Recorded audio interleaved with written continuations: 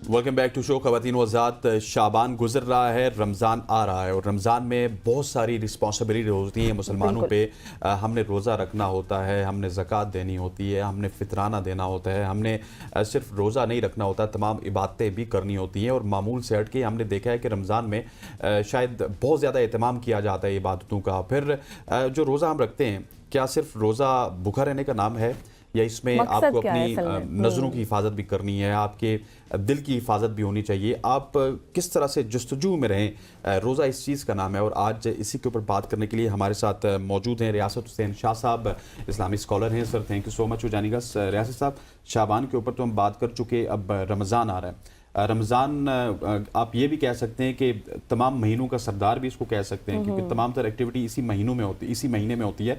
बताइए कि रमज़ान में हमें क्या क्या करना चाहिए बहैसियत मुसलमान? अल्हम्दुलिल्लाह वस्सलातु वस्सलामु अला रसूलिल्लाह, अम्मा बाद। इंसान की ज़िंदगी का मकसद अल्लाह रब्बुल आलमीन की बंदगी है, और कुरान मजीद में अल्लाह ताला ने इस बात का जिक्र किया, वमा खलक़तुल जिन्न वल इंसा इल्ला लियअबुदून, कि मैंने जिन्न और इंस को अपनी बंदगी के लिए पैदा किया है। और बंदगी सिर्फ़ इस चीज़ का नाम नहीं है कि आप नमाज़ पढ़ लेते हैं, रोज़ा रख लेते हैं, बल्कि आपका अक़ीदा, आपकी इबादत, आपके मामलात, आपका अखलाक और किरदार, आपका लेन देन, सारे मामलात वो अल्लाह की मर्ज़ी के मुताबिक हों, तो ये बंदगी है। लेकिन ये बंदगी सिर्फ़ रमज़ान के महीने के साथ ख़ास नहीं है। मैं थोड़ी सी तमहीद में गहराई में इसलिए चला गया ताकि हम इस बात को समझ लें कि सिर्फ रमज़ान ही वो महीना नहीं है जिसमें हमने बंदगी करनी है। हमने तो अपनी सारी ज़िंदगी बंदगी करनी है, और कब तक करते रहना है। वला तमूतुन्ना इल्ला व अंतुम मुस्लिमून, अल्लाह ताला फरमाते हैं कि तुम्हारी मौत फर्माबरदारी और इस्लाम की हालत में आनी चाहिए। और ये इस्लाम में हमने पूरे का पूरा दाखिल होना है। इस्लाम जो अल्लाह ताला ने मुझे और आपको दिया है, अल्लाह ताला इसके हवाले से फरमाते हैं, या अय्युहल्लज़ीना आमनु उदखुलू फिस्सिल्मि काफ़ा, ईमान वालो इस्लाम में पूरे के पूरे दाखिल हो जाओ। और कब? सिर्फ रमज़ान के महीने में नहीं, बल्कि साल के 12 महीनों में 24 घंटे हमने इस्लाम के अंदर गुजारने हैं, तब हमारी ज़िंदगी वो कामयाबी वाली ज़िंदगी है। लेकिन रमज़ान का महीना ये उसमें से एक मौसम बहार है। जैसे मुख्तलिफ़ चीज़ों के सीज़न आते हैं ना, इसी तरह नेकियों का जो सीज़न है वो रमज़ान का महीना है, जिसमें अजर व सवाब बहुत बढ़ जाता है। अल्लाह रब्बुल आलमीन की रहमत बहुत बढ़ जाती है। हत्ता कि रसूलुल्लाह सल्लल्लाहु अलैहि वसल्लम ने फरमाया कि जब रमज़ान आता है तो जन्नत के दरवाज़े खोल दिए जाते हैं, जहन्नम के दरवाज़े बंद कर दिए जाते हैं, शैतान को जकड़ दिया जाता है। जो शैतान मुझे और आपको नमाज नहीं पढ़ने देता, रोज़ा नहीं रखने देता, नेकी के काम से दूर रोकने की कोशिश करता है, तो ये शैतान भी रमज़ान के महीने में बांध दिया जाता है। तो इंसान को एक मौका मिलता है, और उसके लिए फिर अल्लाह ताला की इतनी वसी रहमत होती है कि देखें, वैसे दुनिया में तो सीज़न आए ना तो मुश्किलात बढ़ जाती हैं काम करने वालों के लिए, लेकिन ये वो सीज़न है कि जिसमें आसानियाँ बढ़ जाती हैं, मुश्किलात ख़त्म हो जाती हैं, रुकावटें दूर हो जाती हैं। और फिर अल्लाह के रसूल सल्लल्लाहु अलैहि वसल्लम ने फरमाया कि अल्लाह ताला ये कहते हैं, या बाग़ी अल खैर अक़बिल, ए खैर को तलाश करने वाले आगे बढ़, या बाग़ी अश्शर अक़सिर, और ए शर में आगे बढ़ने वाले रुक जा, ठहर जा। तो हम अगर बुराई की तरफ आगे जा रहे हैं तो रमज़ान हमें रोकने के लिए आ रहा है कि नहीं, यहाँ से आगे तुमने नहीं जाना। और अगर हम नेकी की तलाश में हैं तो रमज़ान हमें अपने गले से लगा रहा है कि आ जाओ, तुम्हें इससे बड़ा और बेहतरीन मौका और कोई नहीं मिलने वाला। इस रमज़ान के महीने में हमने करना क्या है? हमने हर वो खैर का काम करना है जो खैर का काम है, जो सवाब का काम है, जो अजर का काम है। और अजर का काम सिर्फ नमाज नहीं होती, दूसरे के साथ हुस्न अखलाक ये भी अजर का काम है। आपके किरदार और मामलात से खुशबू आती है, आपसे लोग मामलात करते हैं तो मुतमईन होते हैं, उन्हें कोई फ़िक्र नहीं होती कि कोई मुझे नुकसान पहुंचा देगा या इसकी तरफ से मुझे कोई ज़रर पहुंचेगा। तो ये भी खैर का काम है। ये सारी चीज़ें हमने सीखने हैं, अक़ीदे से लेकर अपनी इबादत और अपने मामलात और अखलाक, ये सारी चीज़ें अपनी रमज़ान के महीने में हमने बेहतर करनी है। और फिर जो इबादत हमने करनी है, जो काम हमने करने हैं बिलखुसूस इस महीने में, अल्लाह के रसूल जो कसरत से किया करते थे। एक तो हमारे असलाफ से ये मनक़ूल है कि रमज़ान के आने से पहले ही वो दुआएं करते थे, अल्लाहुम्मा बल्लिगना रमज़ान, अल्लाह हमें रमज़ान तक पहुँचा दे। अभी चंद दिन बाकी हैं, हम भी अल्लाह से दुआ करते हैं कि अल्लाह हमें रमज़ान का महीना अता फरमा। लेकिन रमज़ान का महीना जहाँ इतनी बड़ी रहमत है, تو وہاں اگر اس کو ضائع کر دیا تو اتنی بڑی سزا بھی ہے. ظاہر ہے جو بندہ چانس کو موقع کو ضائع کر دیتا ہے، ویل نہیں کرتا، تو اس کے لیے پھر بدنامی بھی اتنی بالکل ہوتی جاسر ہے. صاحب آپ نے ٹھیک فرمایا کہ اگر ہم رمضان کے مہینے میں چھوٹا سے چھوٹا کام بھی کریں گے نا تو وہ نیکی ہوگی اور اسی کی طرف جانا بھی چاہیے. لیکن ہم تھوڑی سی بات کر لیتے ہیں روزے کے حوالے سے. اکثر لوگ روزہ تو رکھ لیتے ہیں لیکن اس کے بعد ان کو بوجھ لگنے لگ جاتا ہے، سو جاتے ہیں، سو کر ٹائم گزارنا، بچوں کے ہاتھ میں فون ہم نے دیکھ لیے کہ وہ سارا دن فون پر لگے رہتے ہیں. آپ کیا سمجھتے ہیں کہ کس طرح سے ہم نے اپنی ایک روٹین سیٹ کرنی ہے رمضان میں؟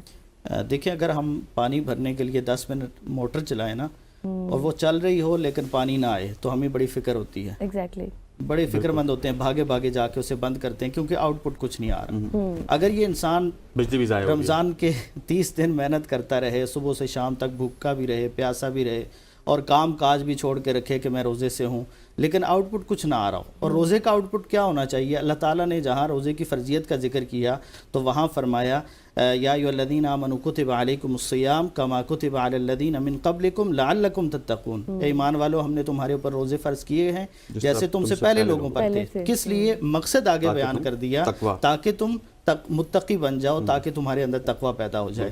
تو اگر میرا اور آپ کا روزہ ہمیں تقوی نہیں دے رہا نا تو پھر اس کا مطلب ہے کہ ہمارا روزہ وہ بامقصد روزہ نہیں ہے. اب تقوی کس چیز کا نام ہے؟ حضرت علی رضی اللہ تعالی عنہ سے منقول ہے. تقوی کی مختلف تعریفات ہیں، بس یہ سمجھ لیں کہ تقوی کا خلاصہ جو ہے وہ یہی ہے کہ اللہ کی مرضی کے مطابق زندگی گزارنے کا بندہ عادی ہو جائے. تو حضرت علی رضی اللہ تعالی عنہ فرماتے ہیں کہ تقوی 4 چیزوں کا نام ہے. نمبر 1 الخوف من الجلیل، اللہ رب العالمین کا خوف.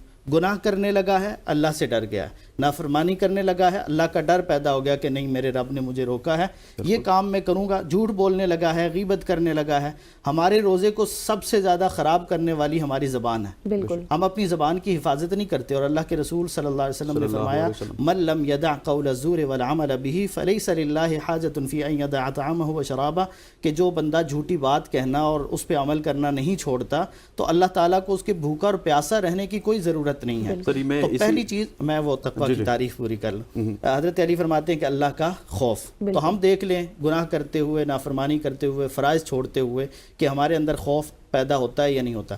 دوسری چیز والعمل بالتنزیل، اللہ رب العالمین کی نازل کردہ کتاب قرآن مجید پر عمل کرنا. والقناعۃ بالقلیل، اور تیسری چیز تقوی میں جو شامل ہے کہ جو اللہ نے دیا ہوا اس پہ راضی. یہ نہیں ہے کہ لوگوں کے مال و متاع کو دیکھ رہے ہیں اور یہ دیکھ رہے ہیں کہ فلاں کے پاس اتنا ہے میرے پاس کچھ نہیں ہے. روزہ مجھے اور آپ کو سکھاتا ہے کہ جو رب نے دیا ہے اس پہ راضی ہو جاؤ. اور چوتھی چیز فرمایا والاستعداد لیوم الرحیل، قیامت کے دن کی تیاری. مرنے کے بعد جب ہم اکیلے ہوں گے، تنہا ہوں گے، ہمارے پاس کچھ نہیں ہوگا، خالی ہاتھ ہوں گے، تو اس کی تیاری کرنے کا. تو 4 چیزیں: اللہ کا خوف، قرآن مجید پہ عمل کرنا، اللہ نے جو دیا ہے اس پہ راضی ہو جانا، اور مرنے کی بات کی تیاری کرنا. یہ تقوی ہے اور یہ مجھے اور آپ کو روزے سے حاصل ہونا چاہیے.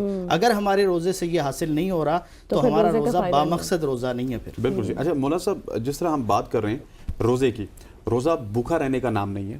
آپ نے اپنی نظروں کی حفاظت کرنی ہے، آپ نے اپنی زبان کی حفاظت کرنی ہے. آپ اگر کوئی معاملات کر رہے ہیں، کاروباری معاملات ہیں، تو جس طرح آپ نے بولا کہ اگر آپ روزے کی حالت میں تو آپ پھر جھوٹ بھی نہ بولیے. یہ نہیں کہ ادھر آپ نے روزہ رکھا ہوا اور ادھر آپ جھوٹ بول رہے ہیں، ادھر آپ نظروں کی حفاظت نہیں کر رہے. یہ کتنا امپورٹنٹ ہے. اگر آپ نے صرف روزہ رکھا ہوا ہے، آپ اپنی نظروں کی حفاظت بھی نہیں کر رہے، آپ اپنی زبان کی حفاظت بھی نہیں کر رہے، آپ اپنے عمل سے بھی یہ ظاہر نہیں کر رہے، تو پھر اس روزے کا فائدہ کیا ہے؟ بالکل ایسے ہی ہے. دیکھیں روزہ جب ہم رکھتے ہیں تو جو ہم نے حلال کمائی کی ہوتی ہے اس میں سے بھی ہم دن کے وقت کھا پی نہیں سکتے.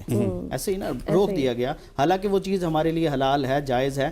اور حرام کھانے لگ جائیں تو وہ تو بالولا ظاہر ہے کہ اس کی تو بالکل زندگی میں کبھی بھی اجازت نہیں ہے. بالکل. جو بندہ روزہ رکھتا ہے، بھوکا اور پیاسا رہتا ہے، اللہ کا حکم سمجھ کے کہ اللہ نے روکا ہے کہ تم نے کھانا پینا نہیں ہے تو دن کے وقت کھانا پیتا نہیں ہے، حالانکہ اس نے وہ حلال کمایا، بڑی محنت مزدوری کر کے اس نے مشقتیں اٹھا کے کمایا ہے، لیکن نہیں کھا رہا. کیوں نہیں کھا رہا؟ کہ اللہ نے روکا ہے. اب اس بندے کو سوچنا چاہیے کہ یہ تو حلال تھا جو میں نے اللہ کے کہنے پہ چھوڑا ہے، جو حرام ہے وہ میں اللہ کے کہنے پہ کیوں نہیں چھوڑ رہا؟ بالکل. سود کیوں نہیں چھوڑ رہا، میں رشوت کیوں نہیں چھوڑ رہا؟ میرے اور آپ کے معاملات آپ دیکھیں، ہم کسی جگہ کسی ادارے میں چلے جائیں، پیسے دیے بغیر ہمارا کوئی کام ہو سکتا ہے؟ روزہ بھی رکھا ہوتا ہے لیکن وہ لینا ہم نہیں چھوڑ رہے.